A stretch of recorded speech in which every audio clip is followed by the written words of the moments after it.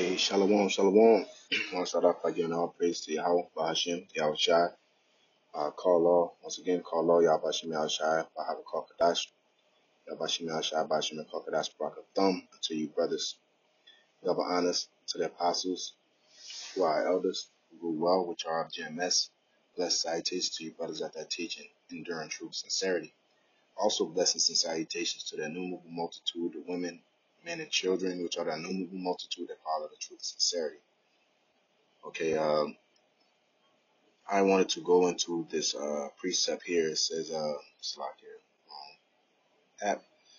We're gonna go to Luke 10 and 26. He says, he said unto him, Salakia, I will start 25. It says, and behold, a certain lawyer stood up and tempted him, saying, Master, what shall I do to inherit eternal life?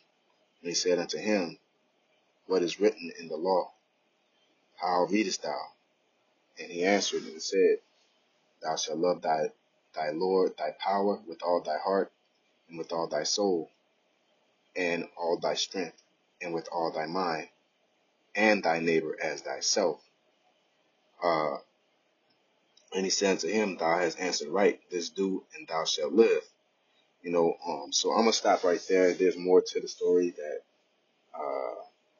that goes into it, but I wanted to go into because in the New Testament, a lot of Christians like to push the narrative of loving everybody and loving the neighbor as yourself, and I've come to realize that people misunderstand this and misuse this. They just use it as a pampering to just pretty much be wicked and nobody tell you nothing, or be nice to everybody no matter what they do. Okay? Loving thy neighbor as thyself has a lot more to it than just being nice to somebody. All right? I've personally come to realize that people are kind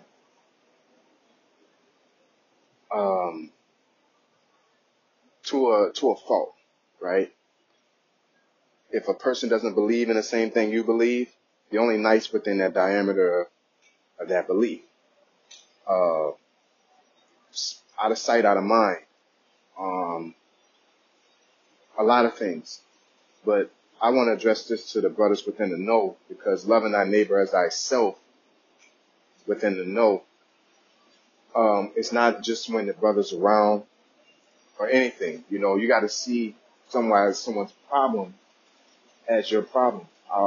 Us as Akim toward each other, we are responsibility. Yahweh Bashim Yahweh Shai in particular said, if you love me, feed my sheep. Okay. Once you come into this ministry, of course, we are obligated to teach each other, grow each other within the spirit. But you have going outside your way. Okay. You may be tired, right? You may be tired, and a brother asks you to do something that requires you to get up. Or you may want to hold some money, and a brother asks for to have it or to borrow it, and you don't want to give it up, right? Or you might have something to actually spend the money on, or you might even like somebody call you in the middle of the night saying they need a ride and you're tired. You might not want to get up, or you say, I got to go to work in the morning. You know what I'm saying? But loving our neighbor as ourselves, if you were out in the cold and you needed a ride or you needed help, sincerely, and because a person had to go to work in the morning, how would that make you feel that they chose work over you? Okay? That wouldn't feel good. You know what I'm saying? You may have a justified reason on why you didn't show love, but that's if it was you would have, at a drop of a dime, you'd do a lot of things.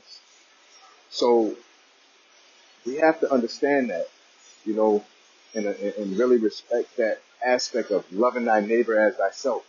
That don't mean when I come to camp and I bring a bottle, I'm drinking the bottle too. You know what I'm saying?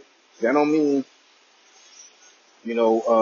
basically, if you're benefiting from whatever you're doing for somebody, then you ain't loving them as yourself. You're loving them within the acts of making you happy.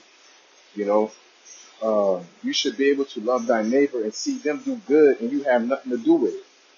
You know, can you fly a brother out? You know, from a whole different state. Don't tell nobody, but you want to see him go out there by the brothers because you know, if that was you in that position, you would want that for yourself. So of course you would want that for him, right? You see a brother like, damn, I think he needs this, and this has nothing, no beneficial to do, no benefit to me if I do this for him. You know, because at times Jake wants to shine. They want to say I did it. They want to say I helped this person. You know what I'm saying? And that's like for me, even when I'm giving alms, you know, it say, you know, and I told the brothers this, yeah, we had to talk about it. Like, if a brother, we say we're going out, the brother's uptight, you know what I'm saying?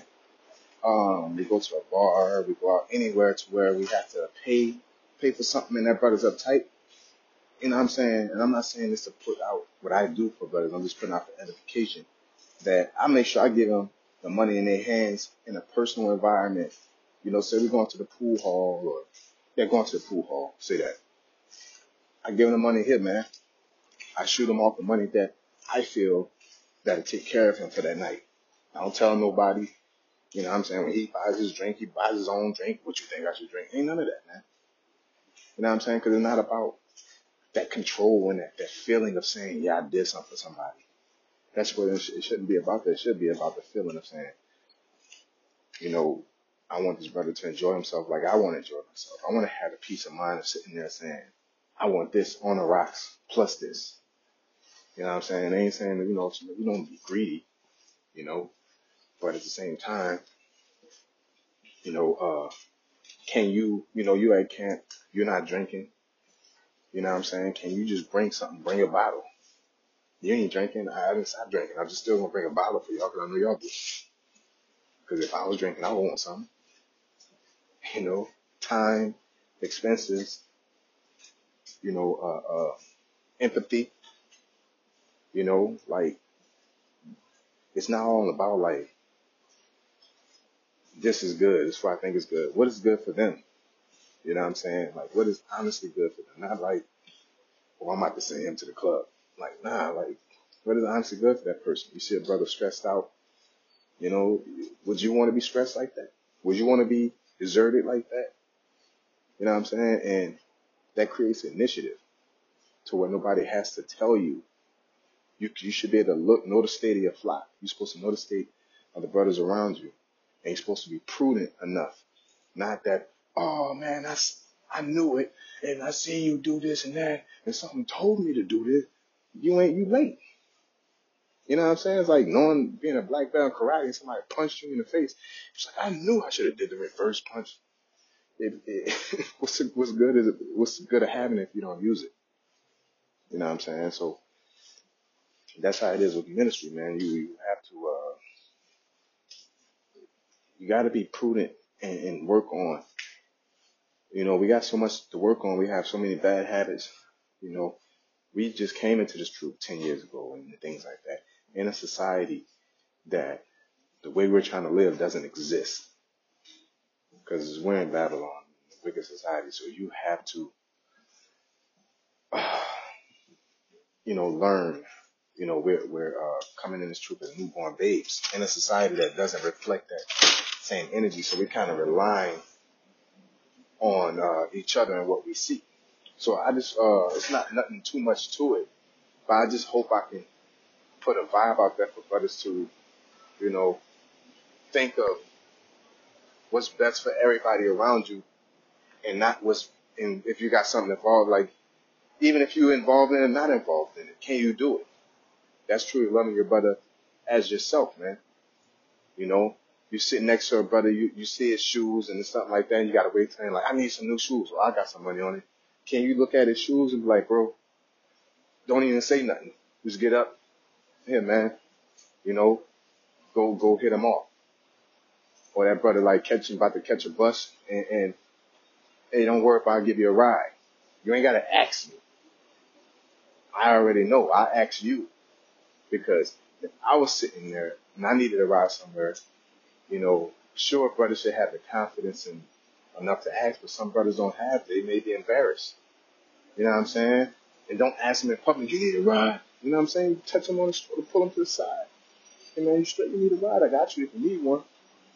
Yeah, yeah, I need one, man. What time you leaving? All right, I got you. You feel me? Like, these type of things brings a stress relief, man. Because I know how it feels. I know brothers have done it to me. I've been on phone with brothers and say, man, I want to go out of town. Brothers like, I got you. You know what I'm saying? Don't worry about it, man. And matter of fact, it wasn't even like that. The conversation literally, he asked me, man, when you coming out here? And I told him my situation. He was like, man, you already know, man. Just let me know when you're going to come.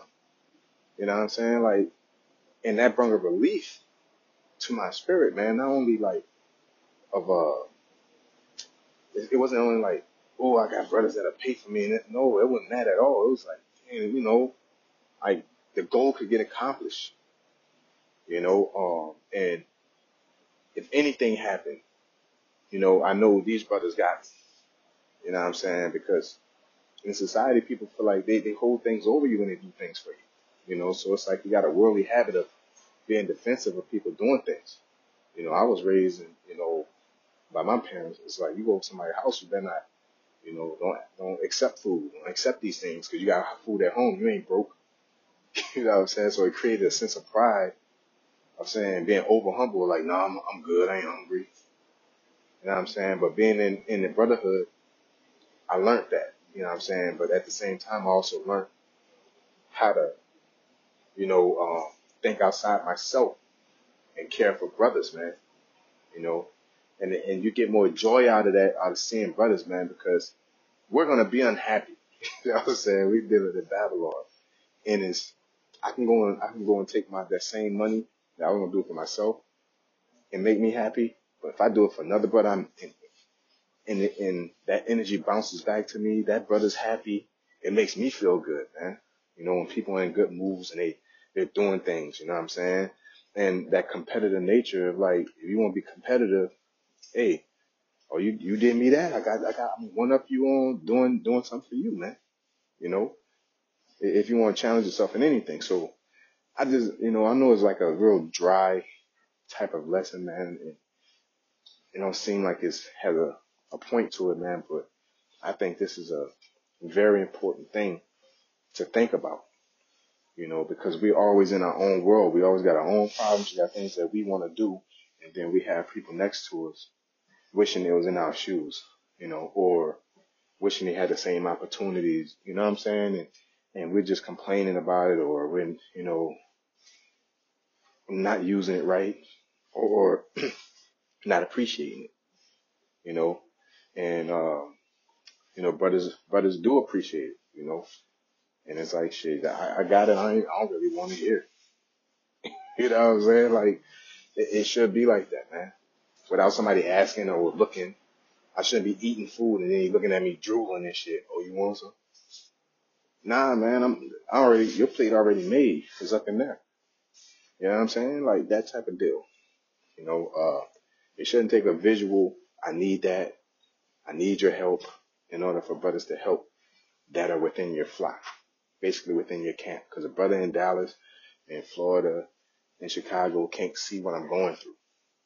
So it's not, then there's no way that they can, feel the pain, but your neighbor, these brothers that's right there by you, every weekend, throughout the week, you talking to them.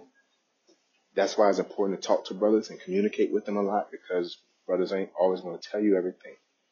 But if you talk to them, they give you context clues on what they're going through, and you can pretty much use your prudence from there, you see. So giving alms is man, we need to do for each other. The world is already kicking our ass, man, So I pray that, brothers use this in stride and in growth, man. Let's help each other Increase the peace because it's about to get hectic. And I ain't talking about like living in a state of bliss. I'm just talking about just taking the edge off. Be a brother to one another actively outside of your benefit. Hey, we all need it. Shalom.